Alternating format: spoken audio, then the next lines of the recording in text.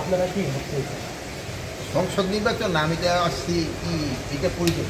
জি, আপনি ময়রা police training centre পরিদর্শন করে কি দেখলেন বা আপনার কি মনে হয়? আমি এখানকার পুলিশদের ট্রেনিংয়ের স্ট্যান্ডার্ডটা দেখলাম, মার্শাল্লাহ এদের ট্রেনিংয়ের স্ট্যান্ডার্ডের মান বেশ ভালো। আর ময়লার এই এলাকাটা তো খুবই সুন্দর, এরকম সুন্দর এলাকা কিন্তু খুব কম আছে।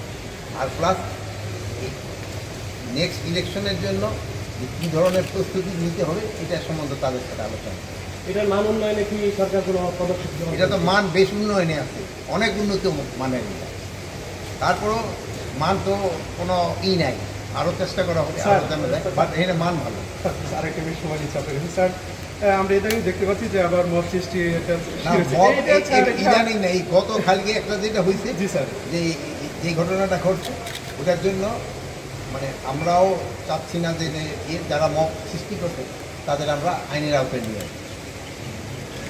আচ্ছা আচ্ছা।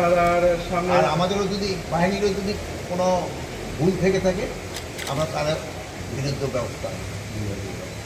আচ্ছা স্যার, আরেকটা প্রশ্ন, সেটা হলো স্যার, যেহেতু সামনে একটা আগামী নির্বাচন, এই নির্বাচনকে কেন্দ্র করে আইন শৃঙ্খলা বাহিনী কতটা প্রস্তুতি গ্রহণ করেছে স্যার?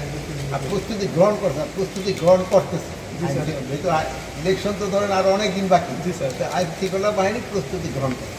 জি স্যার, ধন্যবাদ স্যার। আচ্ছা, ভালো থাকেন। আর আইন শৃঙ্খলা বাহিনী অবস্থা আগের থেকে অনেক অনেক। জি স্যার, ধন্যবাদ স্যার।